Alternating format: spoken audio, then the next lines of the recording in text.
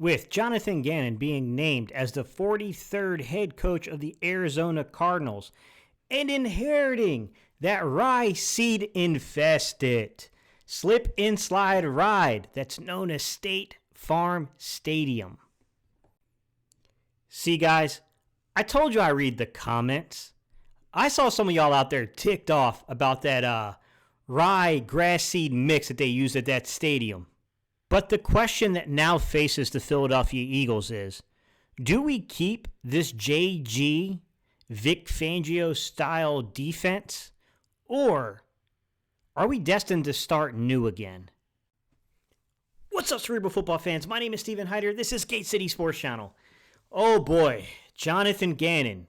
Man, we're going to rip the Band-Aid off, and we're going to analyze this defense piece by piece.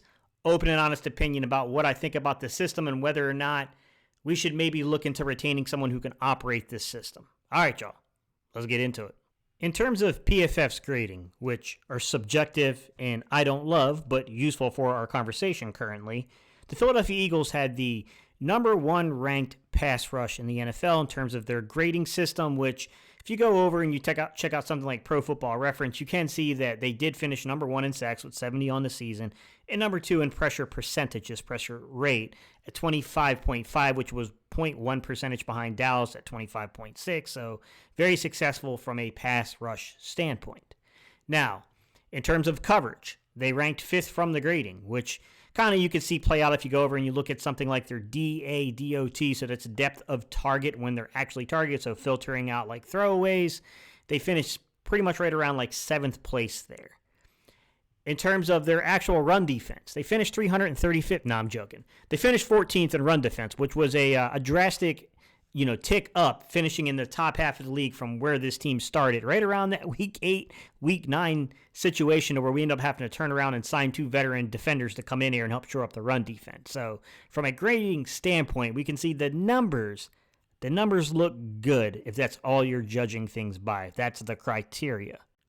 One of the interesting things that I found while researching this whole situation was, believe it or not, in our first 6 weeks of the season, so right before we got to our bye week, 5 out of 6 quarterbacks decided to actually throw the ball 35 or more times on this defense.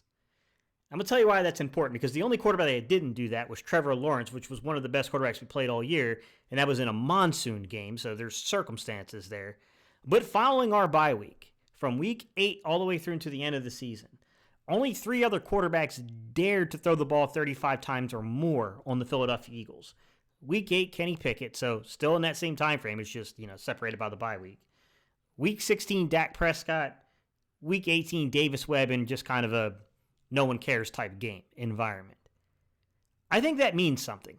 I think that tells you about the early approach trying to attack this defense and how quickly people realized, oh boy, you better find another way around this. This is not the way that you try to defeat this Philadelphia Eagles team. There's something to that.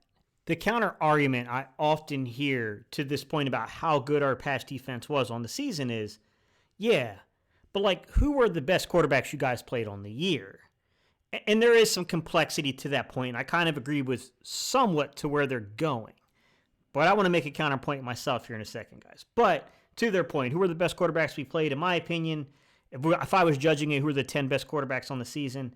Pat Mahomes, Aaron Rodgers, Trevor Lawrence, Dak Prescott, Kyler Murray, Jared Goff, Daniel Jones, Kirk Cousins, Justin Fields, Ryan Tannehill. I'd probably say those were the 10 best players, and you can see that there's an upper 3 of Mahomes, Rodgers, and Lawrence that, I'm going to be real, guys, I think that kind of rivals most teams in terms of the top 3 quarterbacks that any team has played on the year.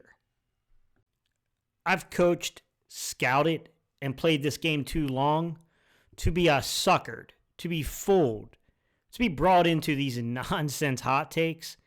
Guys, I'm sorry, man, but if you understand how to read the advanced analytics, you understand how to read film, to look at the coach's film and see what teams are doing, it tells you the truth. And all I got to do is go to the only game where a quarterback had 300 yards passing on this defense and dissect what happened. And simply put, you can go to that game and you can see the amount of detail and the amount of attention that Dallas Cowboys coaching staff put into defeating our pass rush and our secondary.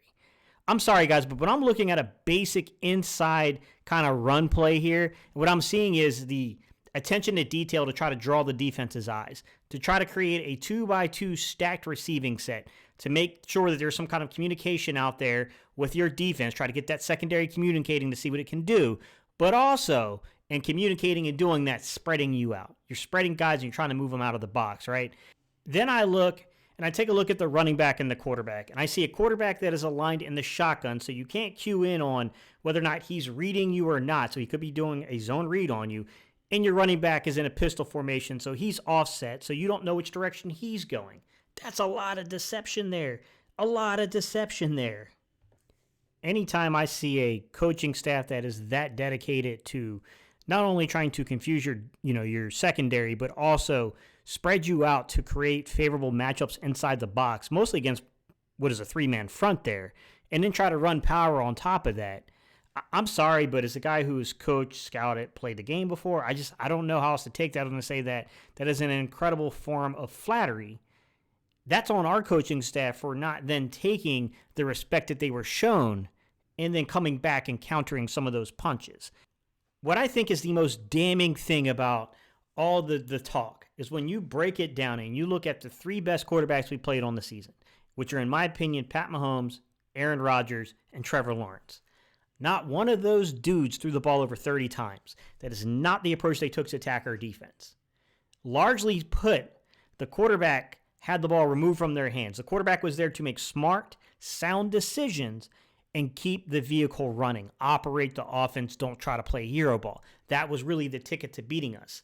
And even when you go beyond just the top three quarterbacks that we played on the season, when you take it and you look at just the quarterbacks that gave us fits, right? Taylor Heineke in that second Washington game, to where he pulled the upset, the first loss we had on the season. What did they do, guys? They were very successful with keeping ahead of the sticks, okay? Then you go and you look at a guy like Andy Dalton, and you look at a guy like, a veteran presence out there in Indianapolis and Matt Ryan. Those dudes aren't special anymore. Those dudes are not, you can even argue they're not even really average anymore. But what they are veteran guys that can read defenses. And what they did is they took what was given to them and they kept their guys in the game. And in one case, they ended up upsetting us. And I would also argue the other thing that this defense had a lot of trouble with is mobile quarterbacks. Justin Fields, I think, kind of exposed our ability for tackling. We had some issues tackling Justin Fields. I would say that Kyler Murray, some we can argue has got a lot to do with that stadium there in Arizona, but also Kyler Murray's a little bit more mobile quarterback, kind of kept them in the game longer than they should have. So I will say that veteran presence quarterbacks who they operated inside of the scheme. They did not try to play hero ball. And then the guys that had a little bit more athletic ability to kind of make a guy miss, we struggled there. This system struggled against those type of players, against those, that type of game atmosphere, if you will. When I look at Jonathan Gannon, boy, what do I think his legacy is going to be here in Philadelphia? Man, that's a tough one because from a big picture perspective, I do think that he got the big picture, right? I get why this dude wins interview rooms. Like, he's a smart guy. Like, I think he understands those big pictures, the broad stroke things. But I got to be real, man, as someone who's coached before myself, and I'm not on Jonathan Gannon's level in terms of an NFL coach, but I'm not an idiot either. The young man was very inexperienced as a play caller, and I'm not saying that he didn't get better as time went on, but when he went up against some of the better veteran coaches and some of the, more intuitive and, deceptive quarterbacks around the league, they made him pay for it, right? He just didn't do a good enough job adjusting to those dudes. So I'm not sitting here trying to tell you that Jonathan Gannon, if you're a Cardinals fan, he couldn't get better as a play caller. Experience makes everyone better, no doubt about it. I'm just saying for his legacy here in Philadelphia, it's complex because I've never seen a defensive coordinator get as much talent to play with as he got this past year defensively for the Philadelphia Eagles.